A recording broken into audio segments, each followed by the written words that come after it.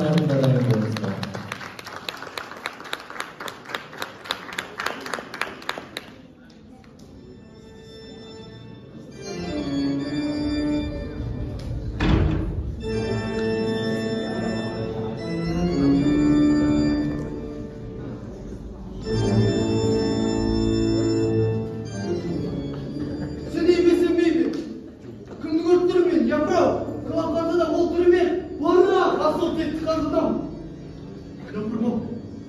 Құшақ жайып қарсалар жан, пекендеде талғады екен ау.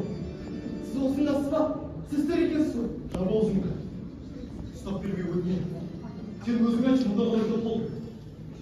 Алдиярым, Астраханның түбіндегі шешуші шайқастан кейін еліңіз ыдырап, Темірхан түбіндегісіз. Содан бас салғалап, Қазақстан деген атты жабылып, Пекинге де жетті. Бірақ, өлдеден жүрген асып кетті қанды адамды тірі көрген, менен астан бақытты жан жоқ шығарсыздар. Ал енді өзіңіз айтыңызшы, қалай еліңіз бетіне? Сонау бір қырсық шалып, қара басқан қазалы күн, әкем мен шешем үшеуміз де қашқанбыз. Жұрт көзіне көрінбей, тас жастанып мұз төсендік. Көрген азап шегі жоқ, аш жаттықта, шөл дебітте, не бейнеттің бәрін көрдік, не керек? Мен бірде анамды, бірде әкемді арқалай жүріп едім. Көшенің бойында, дүкеннің маңында түсіп қалған тиын тебен нан болса теріп ал, ата-ананың өзегін жалғадым. Тоқтаңыз, ары қарай жалғастық маңызын. Тек айтыңызшы, Темір патша тірі ме? Бар ма мұны өмірде? Бар, тірі аман. Әке шешемді аман алып қалу үшін қолымнан келгеннің бәрін істедім. Жалшы да болдым, істемеген қара жұмысым да қалмады. Дүниеден баз кешіп жүріп, жалаңаяқ жалаңбас, мына Пекинге келіп қалдым. Керен бұл құрықлағым, естіп тұр, оқуға. Ата-анаммен жылаптан қоштасып, мына Пекинге келуімнің себебі, ол алтауымның әскеріне қосылып, жұрт қатарлы өмір сүрді.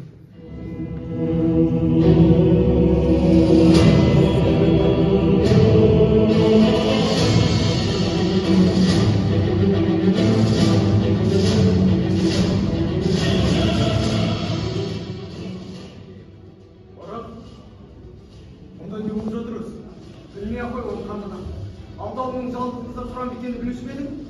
Айдай-ары болса да, осыншама жолсыз. Өзіне көз түсіп көңіл алған қанжырдаларды сынап, оларға шарт қойып, сынағынан өтпегендерді қойша бауыздап қан қасап қойды. Сонда басқалардың жолы болмағанын көре тұрып, мыналардың сол сынақтан бас тартпаған ма? Бір қызығы, мына басы кесілгендердің бірі еді. Оның шынайы бейнесін көрген. Бәрі суретінен-ақ естерін болған. Бұл қадамға қалай барғандарын білдім. О, тоба, не қылған сурет бұл? Сонша сиқыры бар ма? Не істемексің қандай адам? Сонша айтқан сиқыр сұлуды бір көрейін деді. Жоқ, мен сізге бұны көрсете алмаймын. Бұл сиқырды көргеннен пер соққан жақсы. Жіберен, талай сұлуды көргенбіз. Естен талмақты бір көз салған емес. Қайдағы бір суретшінің бояуы, мені бауырап алып дейсің бе? Жалдан қандайдан қарағаныңызшы. Кет жаңа есі болсын, не көріп кетіп саған?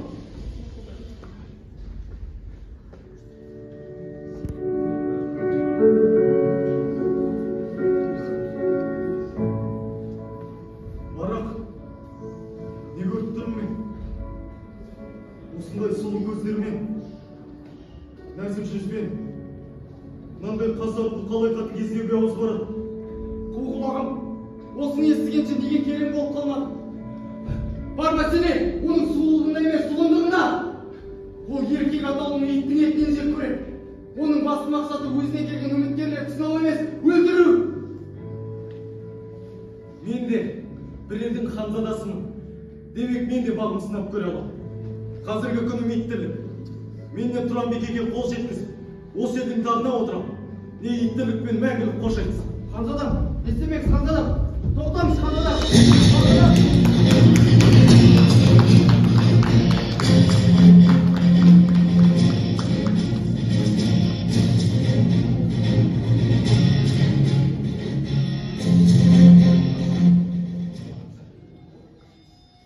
Қазір ғана бір ханзаданың басы кесілді. Содан сабақ алмай, тағы бір белбақта өлгеніміз ел болды. Олай болса, шақырыңдар.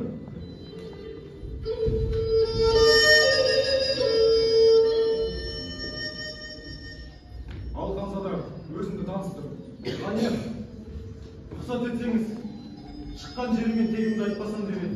Шыққан жерімен сүйегімді жасырып, менің қызыма қалай қол созбасын?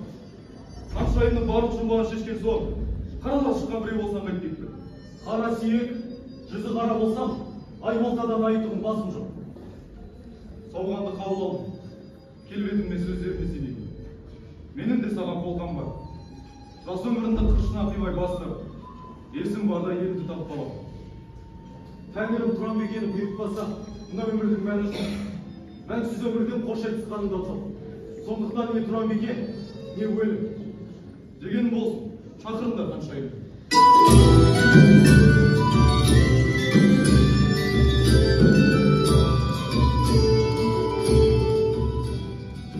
Жұмбағымды шешемін деп, өлімін іздеп келген Жанықас қайда жүрек?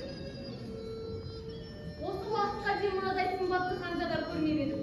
Bir жағы өлімге қимайтын. Олай болса, жеңіл жұмбақ беріңіз. Бұны айтуға қалай аузың барады?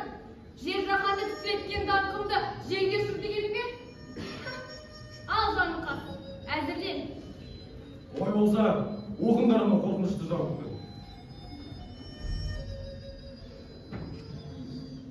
Ханзада біткен Тұранбикеге сөз салуға қасы бар. Тұранбикенің қойған үш сұрағына дұрыс жауап берсе, биленеді. Дұрыс жауап бере алмаса, жендеттің қолынан жер құшады. Хан Алтауын бұл сөзінде тұруға Конфуцийге ант етті. Қақтамайтын, қалмайтын, қаласы жоқ, даласы жоқ, бармайтын. Көрсін қанша жеңіліс пен жеңісті, бәрін елеп назарын еш салмайтын. Дидарына қараған жүзі өтпен, дүниенің барша өзегін жібіткен. Сен келетін ештеңе жоқ шетіне, көріп тұрып, ұстамайсың қолыңа. Тапқыш болсаң, таға қойшы оның не? Көріп тұрып, ұстамасам қолыңа. Кешір Қанша, күннің көзі болды да. Тапты жігіт. Жарайсың, көк қолдасын өзің. Тыңда Есуас, тағы да айтамын жұмбақ. Жаһанда бір ағаш бар, ондай ағаш басқа жоқ. Одан асқан кәрі жоқ, одан асқан жас та жоқ. Іші қара, сүт аппақ, жапырағы солмайды. Басқа ағаштың басында жапырағы ондай болмайды. Сонда бар, таусылады адамның да ғұмыры. Тапқышпын десін, не демексің бұныңды? Қарасы түн, ағы күн, жыл болды ғой бұл ағаш. Тапты. Уа, тоба, дегеніне жеткізе көр. Тыңда Есуас, сен дұрыс тапқан сайын менің қанымды қарай тұласың. Жұғал, әйтпесе соңғы жұмбағым сенің ажалың. Қақарланба Қаншайым. Егер саған қол жеткізбесем, бұл өлімнен өткен қор. Одан да жұмбағыңның жауабында болмай, жендетіңнің қолынан өлейін. Саған керек өлім болса, дегенім болсын Есуас. Айт ендеше, бір сұлуға 4 аяқты қос қанатты. Ашуланса жан шыдатпас, әппақ әділ махаббатты.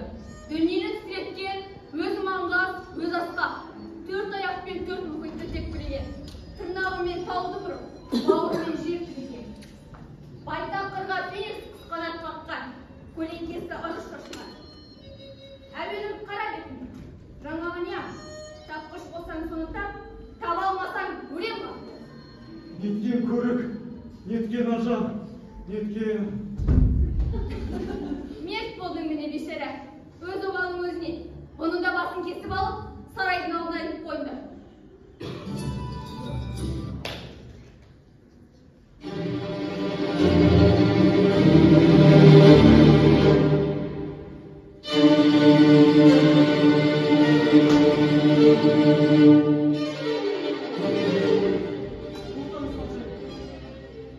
Сұлулығыңызды көріп есімді танып қалған рас. Бірақ жеңілген жоқ. Ол сенсің, уважаемый Феникс. Ашулансаң әділетке құмарсың, дәуде болса бұл абзалаң, Адриан, астан шығасың. Уа, көсеге көгердім. Тапты. Уа, қалай, осымен сайыс аяқталды. Менің қызымның зұлымдығы да бітті.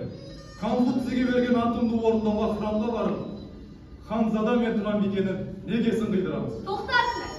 Әке, мені сүйетіңіз шын болса, бауырына біткен жалғыз өмірсің немесе, мына өмірімнен бастар. Еркекке басый, күн болып көрпесіне кіргенше, кебін деп қара жерге кіргенім ақ. Тәңір алдында дедім, храмға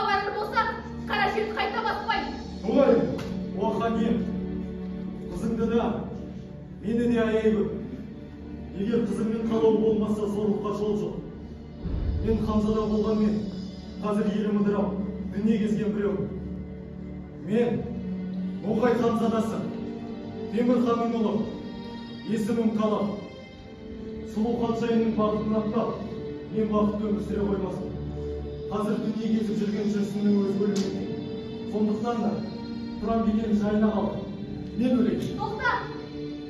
Саған дейінгі басы кесілген ханзадалардың ішінде сен де сымбатты, әлі сенде тапқыр ешкім болмаған. Сондай-ақ мен өзімнің батылдығымен де тәнті еттім. Осы уақытқа дейін еркек атаулыны иттің етіне жеп көргенім. Сірә, нағыз ер азаматты сезіп жүрмегенімнен болар. Тағдырымды өзіңе табыстадым, ханзада. Таптым осыны.